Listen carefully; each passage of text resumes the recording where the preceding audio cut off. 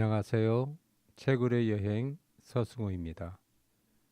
겨우내 죽은 듯이 침묵 속에서 살아온 무생명들이 여기저기에서 꿈틀거리며 살아나고 있는 4월입니다.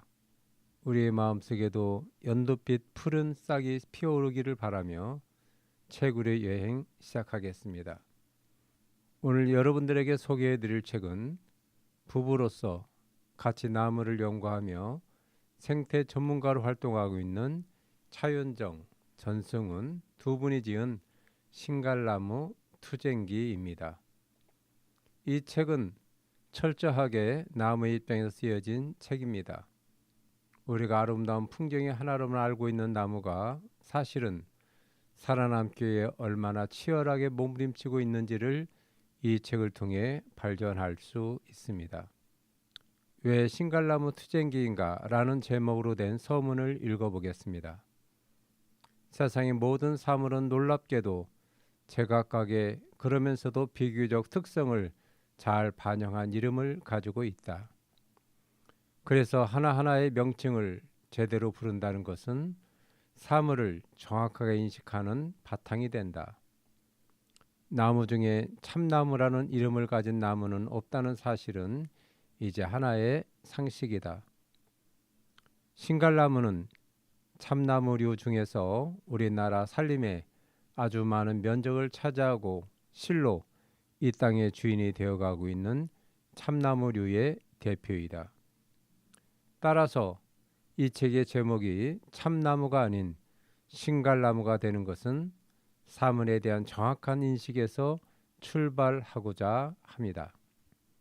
왜 투쟁기여야 하는가? 나무에게도 치열한 삶이 있다.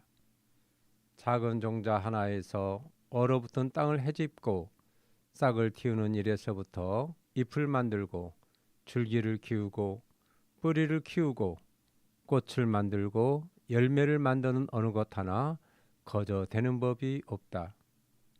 사람들은 나무에게서 일어나는 살떨리는 삶의 현장들을 정확하게 인정해야 한다.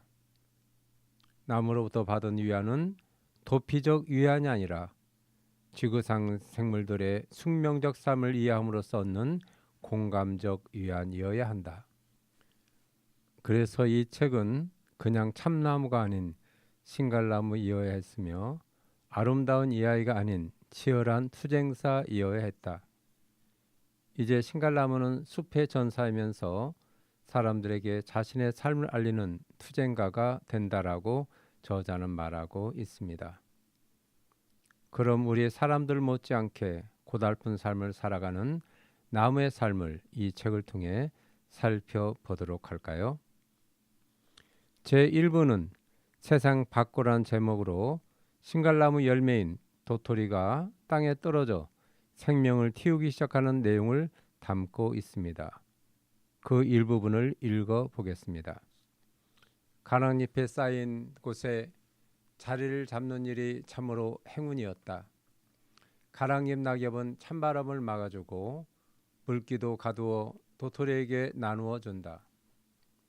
무엇보다 한낮의 열기를 가두었기 때문에 밤에도 따뜻했다.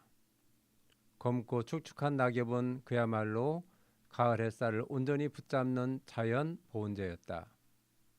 딱딱한 껍질은 물과 빛에 부풀었다 말랐다 하며 씨름한 끝에 부풀어 갈라져 있고 볼록했던 양분들도 열매 속의 어린 생명에게 분해되어 탄력을 잃고 쭈글쭈글해져 있다.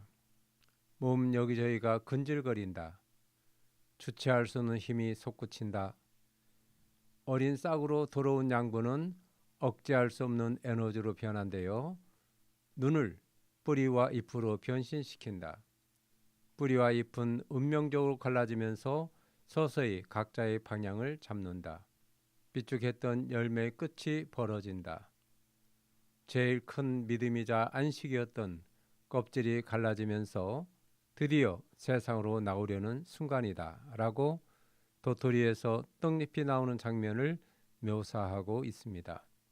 이와 같이 마치 알에서 생명이 깨어나듯이 어음이 몸에서 떨어져 나와 부모의 보살핌 없이 자기만의 생을 시작하는 도토리의 비장한 시작을 알리고 있습니다.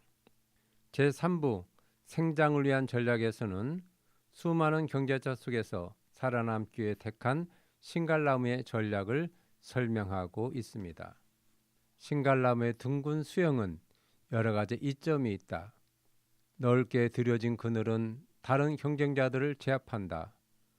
또한 그늘은 토양에 열을 식히고 토양에 물기가 마른 것을 방지한다. 키가 큰 나무의 경우 뿌리에서 나무 꼭대기까지 물을 끌어올리는 데 경쟁력이 약해진다. 그러나 신갈나무의 넓은 수형은 수분 상승의 어려움을 극복할 수 있다.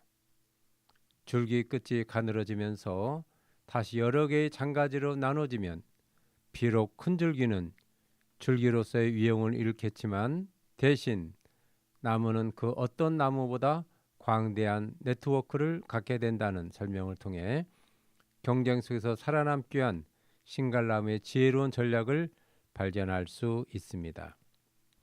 제6부 적과의 동침에서는 신갈나무를 공격하는 곤충들과 힘의 균형을 이루기 위한 신갈나무의 전략을 소개하고 있습니다. 아주 지독한 모르핀이나 카페인을 만들어 적들을 한 방에 날리고 싶지만 비용이 너무 많이 들기 때문에 그토록 많은 적들을 상대하기 위해서는 특수한 작전보다 먹어도 줄지 않도록 양을 많이 만들어내는 보편적인 작전을 펼칩니다.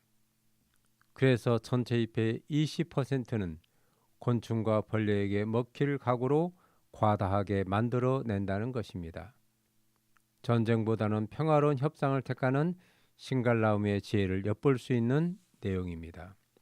제7부 나무가 있는 숲에서는 마지막 수명을 다하고 쓰러진 신갈나무 최후의 모습을 설명하고 있습니다. 나무는 쓰러지는 순간까지 최선을 다해 생명 활동을 해왔지만 죽음 앞에 절대 번민하거나 회피하지 않는다. 다음으로 이어지는 순환이 있기에 사람처럼 복잡한 절차와 형식을 가지지도 않고 죽음 앞에 부산스러움도 없다. 그저 살아가는 활동의 또 다른 형태일 뿐이다. 죽을 자리를 마련하기 위해 산을 헤집고 다니는 수고도 필요하지 않으며 특별한 무덤도 필요로 하지 않는다. 자신이 주저앉은 그 자리가 바로 무덤이요 저승이다.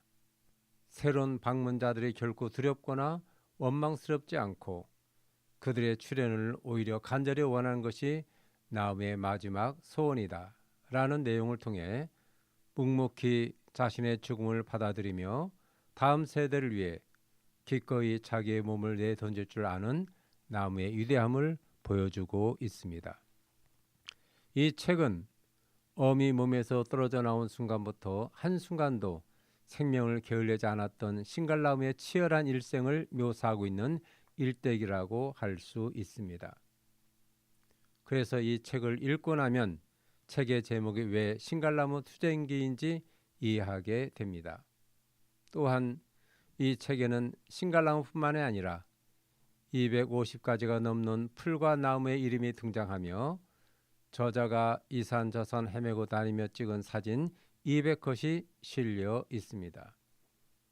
그리고 중간중간에 글 상자를 마련해서 식물에 대한 지식과 재미있는 정보도 함께 제공하고 있어 독자들로 하여금 자신도 모르게 나무의 세계로 빠져들게 하는 독특한 매력이 있습니다. 이 책을 읽고 나면 그동안 평범하게 보였던 나무들이 다르게 보입니다.